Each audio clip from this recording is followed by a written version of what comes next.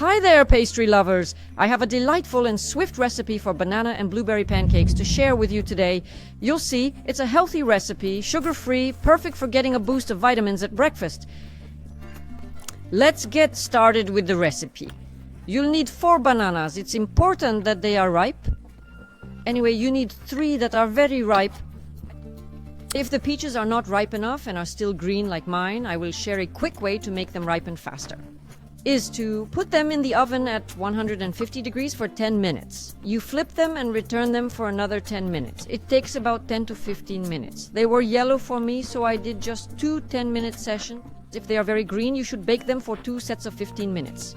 And you will see, it's amazing. You'll end up with soft bananas, perfect for mashed. You place them in a bowl, and you will crush them into a smooth mash using a fork.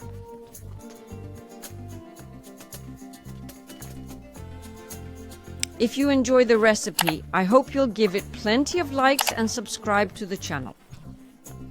And then don't hesitate to click on the little bell to receive notifications when I post videos. You include the 3 eggs and whisk it all together by hand.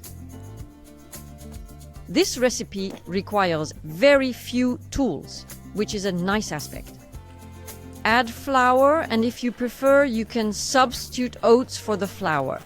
It will taste really great.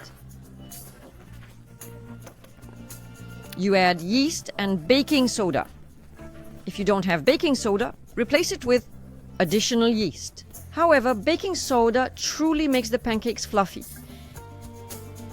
Then slice the 4th banana into small rounds.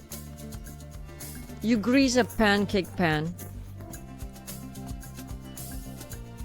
Then you will cook.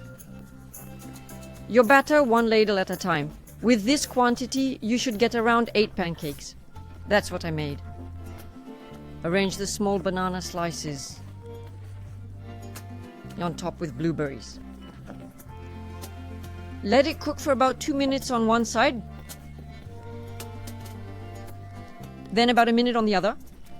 I preferred to add my fruits at the end like that during cooking, to prevent them from being crushed, since blueberries are very delicate. Mixing them directly into the batter will cause you to lose a significant amount of juice in the mixture. That would be a pity. Also, it would look unappetizing. I suggest you proceed like this. This way you will end up with pancakes that are juicy, soft, and delightful.